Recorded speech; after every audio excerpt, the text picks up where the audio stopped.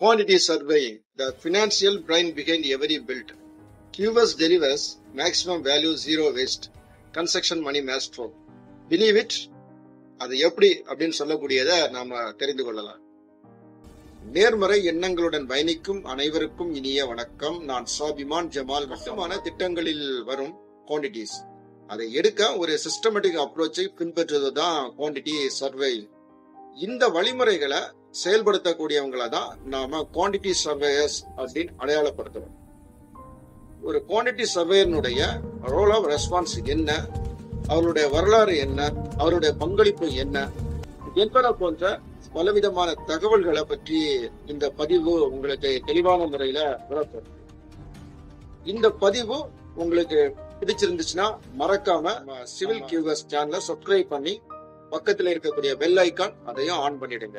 இது சனாஃபின் civil quantity surveying, கற்றதும் கற்பிக்கப்பட்டதும். எந்த ஒரு கிளைண்டா இருந்தாலும் ஒரு ப்ராஜெக்ட தரமான முறையில கம்ப்ளீட் பண்ணி அதை டெலிவர் பண்றதுன்னு சொல்லக்கூடியது முதன்மையான நோக்கமாக இருந்தாலும் அவங்களுக்கு அந்த ப்ராஜெக்ட்ல இருந்து கிடைக்கக்கூடிய அந்த ப்ராஃபிட்னு சொல்லக்கூடியதுதான் அவர்களுடைய அடுத்தடுத்த கட்ட நகர்வுகளுக்கு மிகப்பெரிய அளவுல உபயோகமா இருக்கும்.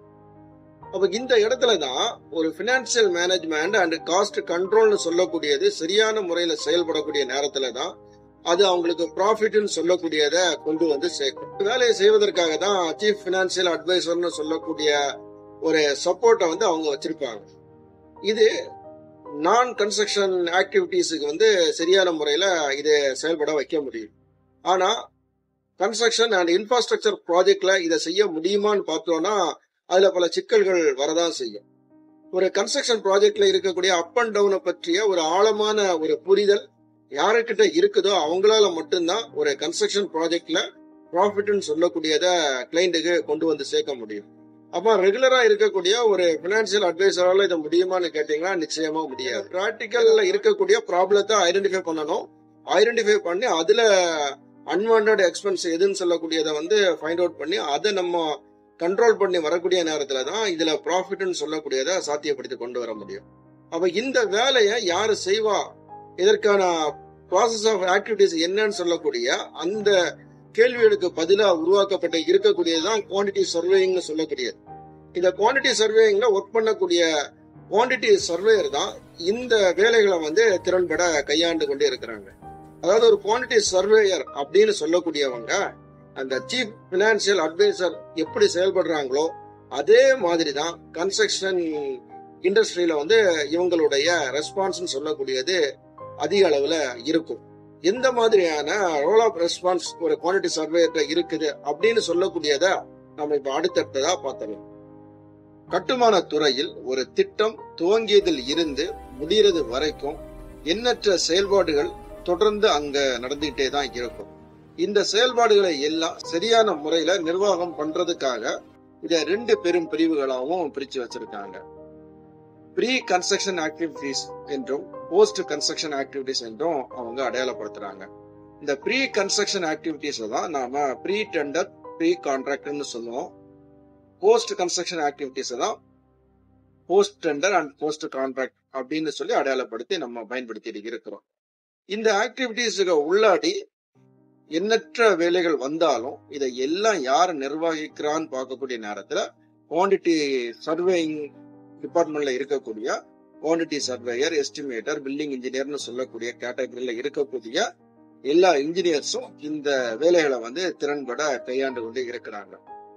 குறிப்பா பாத்தீங்கன்னா இந்த cost estimation, planning, bill of quantities preparations, tendering, valuation சொல்லக்கூடிய இந்த மாதிரி வரக்கூடிய வேலைகள் எல்லாம் ப்ரீ கன்ஸ்ட்ரக்ஷன் ஆக்டிவிட்டிஸ்ல செய்ய சொல்லி அறிவுறுத்துவாங்க. அதே மாதிரி financial, contract management, reporting, final accounts, valuations, risk management இந்த மாதிரி கேட்டகரியில வரக்கூடிய வேலைகளை எல்லாம் போஸ்ட் கான்ட்ராக்ட் ஆக்டிவிட்டிஸ்ல செய்ய சொல்லி அறிவுறுத்துவாங்க. இதுவரைக்கும் ப்ரீ அண்ட் போஸ்ட் கன்ஸ்ட்ரக்ஷன் ஆக்டிவிட்டிஸ்ல வரக்கூடிய செயல்பாடுகளை பற்றி நம்ம பேசி இருக்கிறோம்.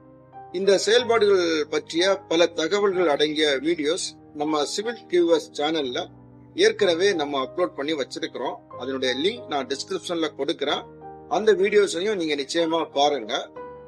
பார்க்கக்கூடிய நேரத்துல உங்களுக்கு ஒரு அடிப்படையான புரிதல் நிச்சயமா உங்களுக்குள் ஏற்படும்னு சொல்லக்கூடியதையும் இதுல நான் உங்களுக்கு நினைவுபடுத்திக்கிறேன்.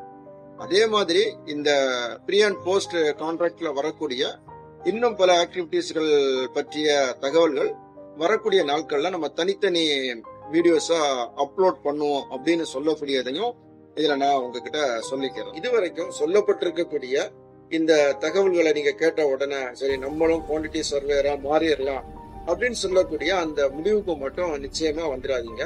எந்த ஒரு முடிவை நீங்க எடுக்கிறதுக்கு முன்னாடியும் அந்த முடிவுக்கு பின்னாடி இருக்கக்கூடிய தகவல்களை பற்றிய ஒரு அடிப்படையான புரிதல் உங்ககிட்ட வந்த பிறகு நீங்க எடுக்கக்கூடிய அந்த முடிவு தான் உங்களுடைய எதிர்கால வாழ்க்கையை நிச்சயமா ஒரு நல்ல வழியில கொண்டு வருவதற்கும் உபயோகமா இருக்கு. ப்ரீ அண்ட் போஸ்ட் கான்ட்ராக்டை பொறுத்தது வரைக்கும் ப்ரீ கான்ட்ராக்ட் சொல்லக்கூடியது டிசைன் கன்சல்டன்ட் கிளைண்ட். இந்த ஏரியால இதற்கான ஆப்பர்ச்சுனிட்டிஸ் சொல்லக்கூடியது மிக பெரிய அளவுல இருக்கு. அதே மாதிரி கான்ட்ராக்ட் கன்சல்டன்ட் சொல்லக்கூடிய ஏரியாவில் போஸ்ட் கான்ட்ராக்ட் சைட்ல நீங்க பண்ணக்கூடிய வேலைகளுக்கு மிக பெரிய அளவுல ஆப்பர்ச்சுனிட்டிஸ் சொல்லக்கூடியது தொடர்ந்து இருந்துட்டு தான் இருக்குது. அப்ப இந்த ரெண்டு கேட்டகரிய எப்படி நம்ம சூஸ் பண்றதுன்னு சொல்லக்கூடிய அந்த கேள்வி அடுத்ததான் நமக்கு நிச்சயமா வரும். அதுக்கு ஈஸியா நம்ம ஃபைண்ட் அவுட் பண்ணலாம். அது எப்படின்னா, இந்த ரோமிங் வித் ஸ்டெபிலிட்டியான ஒரு மைண்ட் செட் யார்கிட்ட எல்லாம் இருக்குதோ அவங்களுக்கு போஸ்ட் டெண்டர்னு சொல்லக்கூடிய சூட் ஆகும். அதே நேரத்துல ஸ்டாண்ட் வித் ஸ்டெபிலிட்டியான மைண்ட் செட் இருக்கக்கூடியவங்களுக்கு ப்ரீ டெண்டர் தான் சரியா வரும். நம்ம சிலவங்க சும்மா சுத்திட்டே இருப்பாங்க, ஆனா அவங்க செய்யக்கூடிய அந்த வேலைகளை மட்டும் சரியான நேரத்துல சரியான முறையில கம்ப்ளீட் பண்ணக்கூடிய அந்த கேபபிலிட்டின்னு சொல்லக்கூடியது மறைமுகமா அவங்க உள்ளுக்குள்ளே இருந்துட்டே இருக்கும். அப்ப இவங்க குவான்டிட்டி சர்வேரா மாறக்கூடிய நேரத்துல இந்த ஃபீல்டை நீங்க சூஸ் பண்ணீங்கன்னா ஒரு சந்தோஷத்தை நிச்சயமா அந்த வேலை உங்களுக்கு இருக்கு.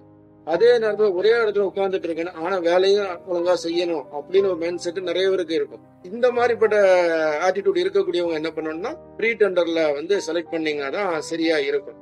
அதனாலதான் எந்த முடிவை நீங்க எடுக்கிறதுக்கு முன்னாடியும் அந்த முடிவு சம்பந்தப்பட்ட தகவல்களை சரியான முறையில புரிந்து வைத்துக்கொண்டு அந்த முடிவை எடுங்கன்னு சொல்றதுக்காக தான் இந்த தகவல்களை நான் சொல்லி இருக்கிறேன். அடுத்தது இந்த குவான்டிட்டி சர்வேயிங்ல இருக்கக்கூடிய எல்லா ஆக்டிவிட்டிஸையும் ஒரு குவான்டிட்டி சர்வேயர்னு சொல்லக்கூடியவங்க நிச்சயமா தெரிஞ்சு வச்சிருக்க வேண்டும். நான் போஸ்ட் டெண்டரை தானே பிக்ஸ் பண்ணிருக்கேன், அதனால ப்ரீ டெண்டரை பற்றிய தகவல்கள் நமக்கு தேவையில்லை அப்படின்னு சொல்லக்கூடிய முடிவுக்கும் நிச்சயமா வராதுங்க.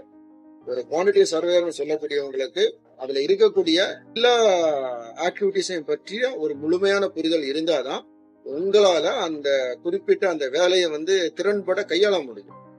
ஏன்னா உங்க சைட்ல மட்டும் நீங்க ஸ்ட்ராங்கா இருந்துகிட்டு ஆரம்பத்துல உள்ள அந்த டேட்டா உங்களுக்கு தெரியலன்னா நீங்க நிச்சயமா உங்களுடைய ஒர்க்கை கம்ப்ளீட் பண்ண முடியாது. உங்களுக்கு முழுமையான ஈடுபாடு போஸ்ட் டெண்டர்ல இருந்தாலும் அல்லது ப்ரீ டெண்டர்ல இருந்தாலும் குவான்டிட்டி சர்வேயிங் பற்றிய முழுமையான புரிதல் உங்களுக்கு உள்ள வந்தா மட்டும்தான் உங்க ஒர்க்கை நீங்க என்ன செய்ய முடியும்னா % அக்யூரேட்டா கம்ப்ளீட் பண்ணி கொடுக்க முடியும். அதனால ஒரு குவான்டிட்டி சர்வேயர்னு சொல்லக்கூடியவங்களுக்கு குவான்டிட்டி சர்வேயிங்ல இருக்கக்கூடிய எல்லா விதமான ஆக்டிவிட்டிஸையும் பற்றிய ஒரு புரிதல்னு சொல்லக்கூடியது நிச்சயமா இருக்கணும்னு சொல்லக்கூடியதையும் இதை நான் உங்ககிட்ட ஞாபகப்படுத்திக்கிறேன். எதற்காக ஞாபகப்படுத்திக்கிறேன்னு சொல்றேன்னு பாத்தீங்கன்னா, நம்ம இதை கேட்கக்கூடிய எல்லாருக்கும் நிச்சயமா எல்லா விதமான தகவல்களும் அவங்களுக்கு உள்ளதான் இருக்குது. ஆனா அதை நம்ம ஞாபகப்படுத்த மறந்த காரணத்தினால நமக்கு தெரியாதுன்னு சொல்லக்கூடிய ஒரு எண்ணம் நமக்கு மேலோங்கி இருக்கிறதுனாலதான் நான் இதை உங்ககிட்ட இந்த வார்த்தையை பயன்படுத்துறேன். இன்றைய காலகட்டங்கள்ல கன்ஸ்ட்ரக்ஷன் இண்டஸ்ட்ரியில ஒரு முக்கியமான ரோலா பிளே பண்ணிட்டு இருக்கக்கூடியது குவான்டிட்டி சர்வேயிங்னு சொல்லக்கூடிய அந்த டிபார்ட்மெண்ட் தான். இந்த டிபார்ட்மெண்ட் சொல்லக்கூடியது எப்ப ஆரம்பிச்சாங்க அப்படின்னு சொல்லக்கூடிய அந்த கேள்வி நிச்சயமா நம்ம பல பேருக்கு வந்திருக்கும், சில பேருக்கு அதை தெரிஞ்சிருக்கும். மறுபடியும் அதனுடைய அந்த வரலாறை பற்றி நம்ம இதுல இப்ப பாத்திரலாம். பண்டைய காலகட்டங்கள்ல இந்த மாதிரி ஒரு குவான்டிட்டி சர்வேயிங்னு சொல்லக்கூடிய ஒரு செக்டர் இருந்திருக்கான்னு சொல்லி பார்த்தோம்னா நிச்சயமா இல்ல. அப்ப எப்படி இந்த குவான்டிட்டி டேக் ஆஃப் எஸ்டிமேஷன் எல்லாம் பண்ணிருக்காங்கன்னு சொல்லக்கூடிய அந்த கேள்விக்கு பதில பார்க்கக்கூடிய நேரத்துலதான் மாஸ்டர் ஆஃப் பில்டர்ஸ் சொல்லக்கூடியவங்க வர்றாங்க. இவங்க தான் என்ன பண்ணிருக்காங்கன்னா குவான்டிட்டி டேக் ஆஃப் பண்றது, அதை எஸ்டிமேஷன் பண்றதுன்னு சொல்லக்கூடிய அந்த ப்ராசஸ் ஆஃப் ஆக்டிவிட்டிஸ் கம்ப்ளீட் பண்ணி கொடுத்திருக்காங்க. இதுல என்ன ஒரு ஆச்சரியம்னு பாத்தீங்கன்னா, இந்த ப்ராசஸ் ஆஃப் ஆக்டிவிட்டிஸ் சொல்லக்கூடியது அவங்க எப்போ செய்து கொடுத்தாங்கன்னு சொல்லக்கூடியதுதான் இருக்குது. வேலையெல்லாம் செய்து முடிச்ச பிறகுதான் குவான்டிட்டியே டேக் ஆஃப் பண்றாங்க, எஸ்டிமேஷன் ப்ரிப்பேர் பண்ணி கொடுக்கறாங்க. இதனால பல குளறுபடிகள், பல பிரச்சனைகள்னு சொல்லக்கூடியது அந்த காலகட்டங்கள்ல இருந்தே தொடர்ந்து கன்ஸ்ட்ரக்ஷன் இண்டஸ்ட்ரிக்குள்ள டிராவல் பண்ணிட்டு தான் இருந்திருக்கு. கிபி 1666 லண்டன்ல ஒரு மிகப்பெரிய தீ விபத்து ஏற்பட்டு இருக்குது.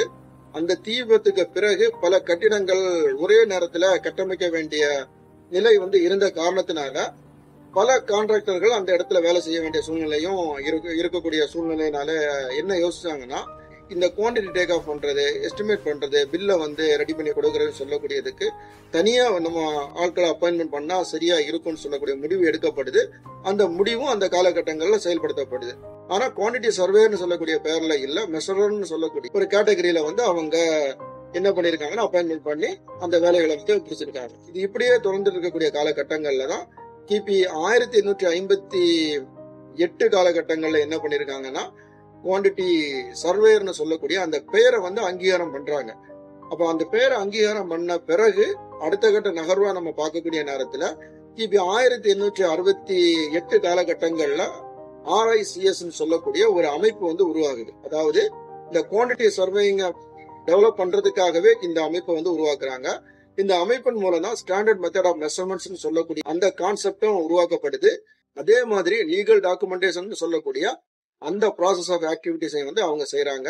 அதுல இருந்துதான் இன்றைய காலகட்டங்களில் நம்ம பார்த்துட்டு இருக்கக்கூடிய இத்தனை வகையான டெவலப்பிங்னு சொல்லக்கூடியது இந்த 1868 RICS தொடங்கப்பட்ட காலத்துல இருந்துதான் வந்திருக்குன்னு சொல்லக்கூடியதுதான் குவான்டிட்டி சர்வேயிங் அப்படின்னு சொல்லக்கூடிய அந்த டிபார்ட்மெண்ட்டுக்கு பின்னாடி இருக்கக்கூடிய அந்த வரலாற்று தகவல்கள்.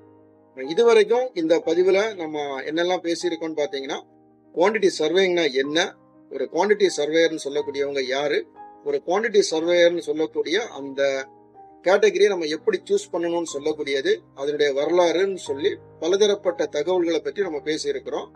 சொல்லப்பட்டிருக்கக்கூடிய இந்த தகவல்கள்ல உங்களுக்கு ஏதாவது கேள்விகள் இருந்துச்சுன்னா அதை மறக்காம நம்மளுடைய கமெண்ட் செக்ஷன்ல பதிவு பண்ணுங்க.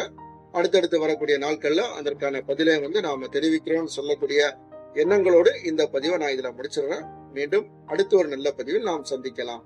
நன்றி, வணக்கம்.